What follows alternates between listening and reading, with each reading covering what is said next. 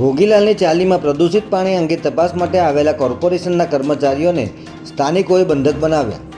નમસ્કાર મિત્રો, હું વિપુલ પટેલ, શિક્ષાપત્રી સંદેશ ન્યૂઝ સત્યની સાથે. એક નજર આજના મુખ્ય સમાચાર પર.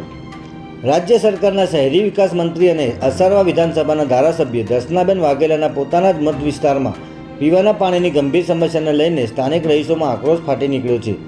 અસારવા વિધાનસભામાં આવેલી ભોગીલાલની ચાલીમાં છેલ્લા 6 મહિનાથી આવી રહેલા પ્રદૂષિત પાણીના વિરોધમાં સ્થાનિક લોકોએ ઉગ્ર હોબાળો મચાવ્યો હતો અને સ્થિતિ એવી વણસી હતી કે તપાસ માટે આવેલા અમદાવાદ મ્યુનિસિપલ કોર્પોરેશનના કર્મચારીઓને લોકોએ બંધક બનાવીને બેસાડી દીધા હતા, જેને પગલે પોલીસ બોલાવવાની ફરજ પડી હતી. ત્યારે મંત્રીના જ વિસ્તારમાં વિકાસના દાવાઓ વચ્ચે ગંદા પાણીની આ સમસ્યા હવે ભારે રાજકીય ચર્ચાનો વિષય બની છે. સ્થાનિક રહીશોના જણાવ્યા અનુસાર ભોગીલાલની ચાલીમાં છેલ્લા 6 મહિનાથી પીવાનું પાણી અત્યંત પ્રદૂષિત અને ગંદુ આવી રહ્યું છે, જેના કારણે વિસ્તારમાં રોગચાળો ફેલાવાનો ભય સતાવી રહ્યો છે.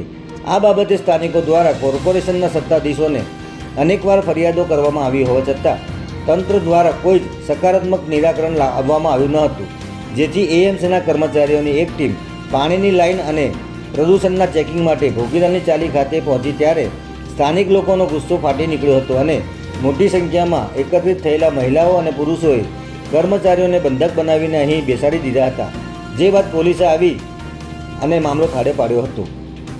જય હિન્દ, જય ભારત.